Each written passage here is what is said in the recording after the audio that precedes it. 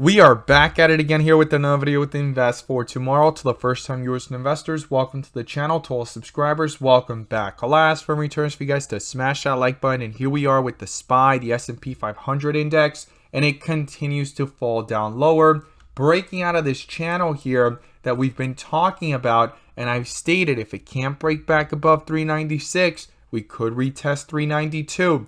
390, right? And go all the way down towards 385, 382. And guess what happened? We broke through 385 and it found support near the 382, 381 area. Very interesting stuff there, how this is all playing out. It hit a dip area here on 42 vision and it's trying to do a reversal here. Now, some reversals are weaker, some are stronger, right? And here we are with a complete transition so far of white with red borders to dark green. And we have some things to break down here with the SPY. Now, while the SPY was trying to come back up, Tesla tried to come back up as well. And our Tesla bot sent out a bull indicator since 12 p.m. And from that moment forward, call options went up 100% plus within hours, guys. If you guys want to receive this clarity and edge over the charts, check out the link down below in the description to the 42 vision indicator, getting connected to the SPY bot, the QQQ bot, our newly released Tesla bot, and we have other bots on the way so that you can receive the clarity and edge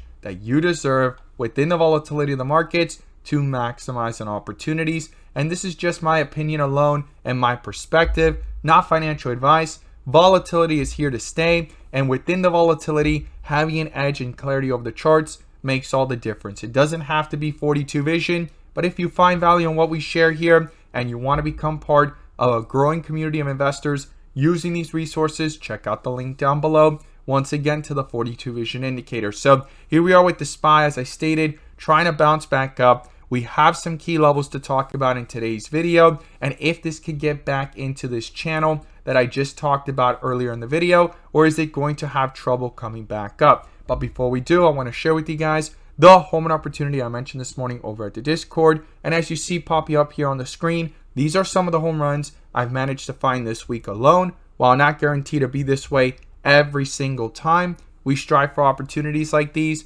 every single day. So the home run of the day was spectacular and beyond expectations. And if you guys want to know about these stocks early on in the pre-market, check out the link down below in the description to the Discord. And by joining, you'll become part of a growing community of investors, all looking to learn and grow together. So these are the stocks I mentioned this morning. AAOI was the home run of the day. SQFT gave jumps of 5 to 10%. CLEU gave jumps of 10 to 20% plus. But the home run of the day was spectacular. And we caught this one in the pre-market, pulling downwards towards the bell. Hit a dip area on 42 vision. The inflows crossed here on AAOI. Got that bull indicator. Full strength on 42 vision. Continue to stay above the midpoint. Full strength here on 42 vision continuing. And it gave a highest point of 30% plus, guys. If you guys want to know about these stocks early on in the pre-market and receive this edge and clarity over the charts with 42 vision indicators, check out the link down below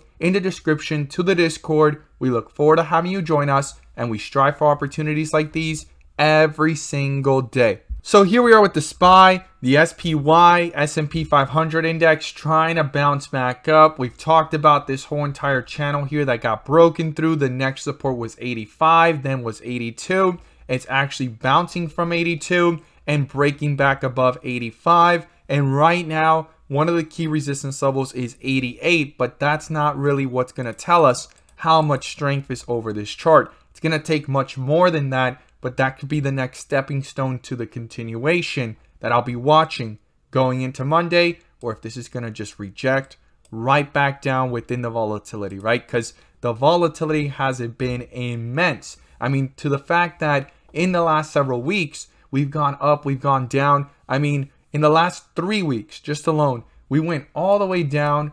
Everything we lost, we almost got it back in just a few days. And everything we gained, we lost it in just 2 to 3 days on the way back down. I mean, that is immense volatility within just days and weeks apart, right? But within this volatility, huge opportunities. Now, I'm going to pull up the bull and bear indicators, which you can now gain access to as well. The link is down below in the description to the 42 vision indicator, getting connected to the SPY bot, the QQQ bot, our newly released Tesla bot, and we have other bots on the way so that you can receive the clarity and edge that you deserve within the volatility of the markets to maximize on opportunities, whether stocks are going up or going down. And you can now join the members using these resources to maximize in either direction by receiving this clarity and edge over the charts. And in today's video, I'm going to pull up the inflow versus outflow indicator, which adds that extra layer of confirmation and gives us that edge within the volatility. And slots are now open for those interested. The link is down below once again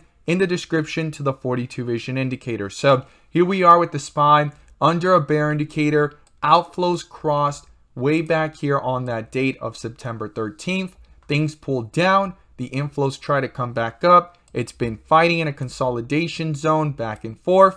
And the outflows crossed yesterday. And as they cross, it continued to stay down here. It pulled down from 395 all the way down to 389. And I stated if inflows did not pick back up, this could actually go down lower. And we were going to be watching 385. And also 382. And as you see it here, those outflows continued for most of the day. We've been below it. And as you see, the inflows have came back up here based off the 30-minute. And it's starting to get things moving from way down here at 383 all the way up to 387.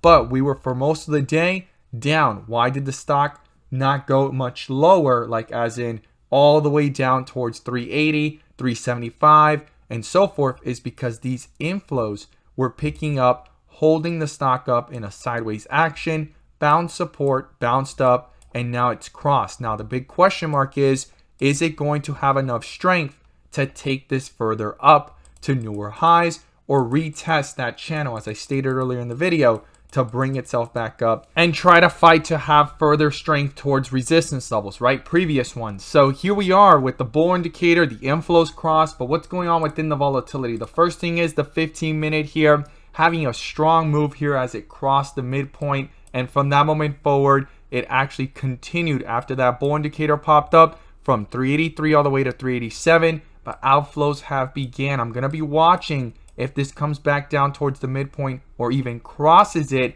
or if it could hold above it. Now, if it could hold above it and find support, this could continue, right? We could continue to see strength. But another thing going on here within the volatility is we hit a dip area, white with red borders, and it's done a complete transition into bright green based off 42 vision, bull indicator, inflows with strength, inflows slowed down, and it's switching from green to red. And we need to see, is it going to hold above the midpoint or cross it? Because if it crosses it back down, it could reflect in the chart and quickly get this bull indicator to cancel by a possible bear indicator to the downside. So I'm going to be watching for it to see if it holds up or if it gets canceled. Now, on the 30-minute, we got a bull indicator and the inflows have crossed. We're above the midpoint, and based off the inflow versus outflow, right now we're at 2.05, but the last times we've ran, we've gone a little bit higher to 2.17, and before the fall, we were at 3.9 to 4.0 right here.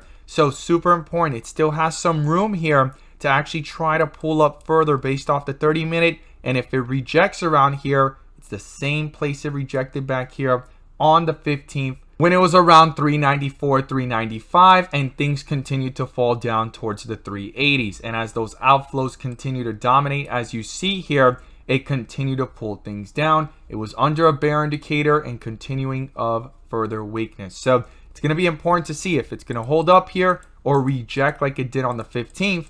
And if it went ahead and fell from 395 way up here, 394, all the way down to 382, and it does the same pullback and gets held below the midpoint, well, there could be other support levels to the downside based off the history of the chart, and that's way back here towards 381, down towards 378, and then down here towards 371, which is where the support was found since those June lows. We triple bottomed and things took off for several weeks and months, right? We talked about this in our videos, how it needed to find support, and if it did, it could try to get towards 400, then 420, and it got above it. It hit the 430s, and here we are within the volatility back in the 380s, and I'm going to be watching carefully here as this bull indicator did pop up, these transitions if they continue, and also for these inflows to stay above and not cross back down. So our support is 382.